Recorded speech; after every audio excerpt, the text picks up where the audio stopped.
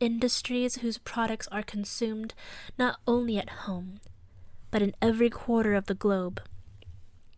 In place of the old wants, satisfied by the production of the country, we find new wants, requiring for the satisfaction of the products distant lands and climes. In place of the old local and national seclusion and self-sufficiency, we have intercourse in every direction, universal interdependence of nations, and as in material, so also in intellectual production.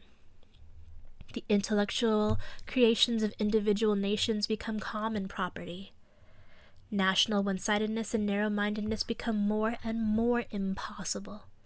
And from the numerous national and local literatures, there arises 5.4.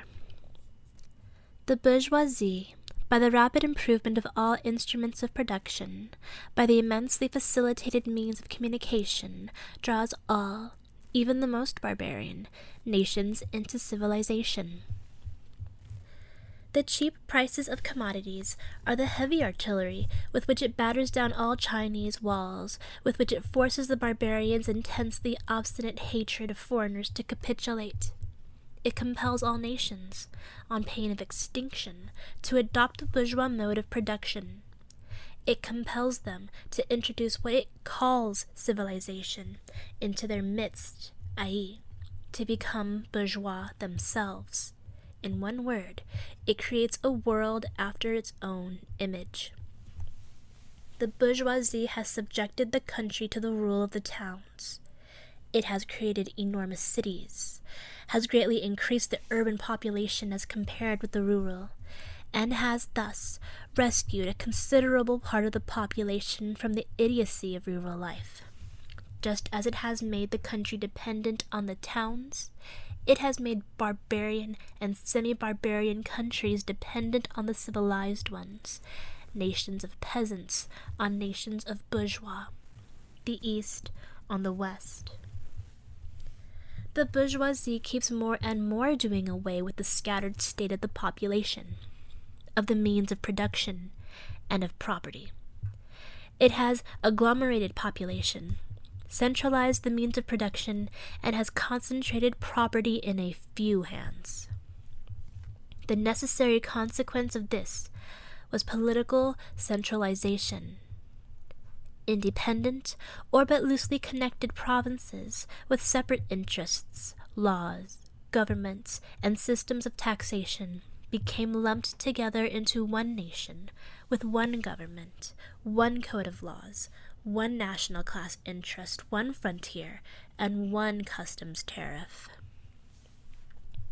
The bourgeois, during its rule of scarce 100 years, has created more massive and more colossal productive forces than have all preceding generations together.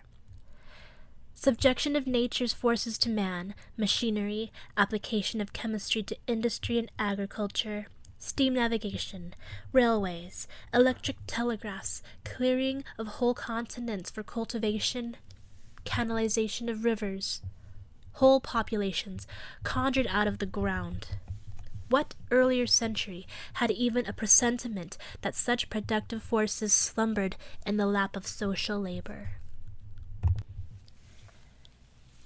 We see, then, the means of production and of exchange, on whose foundation the bourgeoisie built itself up, were generated in feudal society. At a certain stage in the development of these means of production and of exchange, the conditions under which feudal society produced and exchanged, the feudal organizations of agriculture and manufacturing industry, in one word, the feudal relations of property, became no longer compatible with the already developed productive forces. They became so many fetters. They had to be burst asunder. They were burst asunder. Into their place stepped free competition, accompanied by a social and political constitution adapted in it, and the economic and political sway of the bourgeois class. A similar movement is going on before our own eyes. Modern bourgeois society, with its relation of production, exchange, and of property, a society that has conjured up such gigantic means of production and of exchange, is like the sorcerer who is no longer able to control the powers of the netherworld whom he has called up by his spells.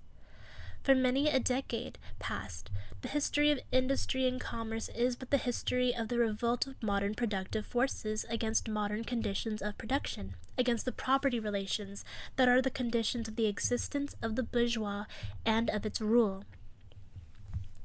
It is enough to mention the commercial crises that by their periodical return put the existence of the entire bourgeois society on its trial, each time more threateningly. In these crises, a great part not only of the existing products, but also of the previously created productive forces, are periodically destroyed.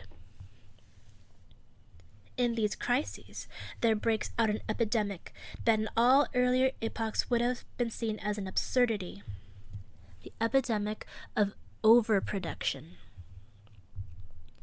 Society suddenly finds itself put back into a state of momentary barbarism. It appears as if a famine, a universal war of devastation, had cut off the supply of every means of subsistence. Industry and commerce seem to be destroyed. And why? Because there is too much civilization, too much means of subsistence, too much industry, too much commerce. The productive forces at the disposal of society no longer tend to further the development of conditions of bourgeois property. On the contrary, they have become too powerful for these conditions by which they are fettered. And so soon as they overcome these fetters, they bring disorder into the whole of bourgeois society, endanger the existence of bourgeois property. The conditions of bourgeois society are too narrow to comprise the wealth created by them. And how does the bourgeoisie get over these crises? On the one hand, by enforced destruction of a mass of productive forces; on the other, by the conquest of new markets, and by more thorough exploitation of the old ones. That is to say, by paving the way for more extensive and more destructive crises, and by diminishing the means. 66654. The weapons with which the bourgeoisie felled feudalism to the ground are now turned against the bourgeoisie itself. But not only has the bourgeoisie forged the weapons that bring death to itself, it has also called into existence the men who are to wield those weapons, the modern working class, the proletarians.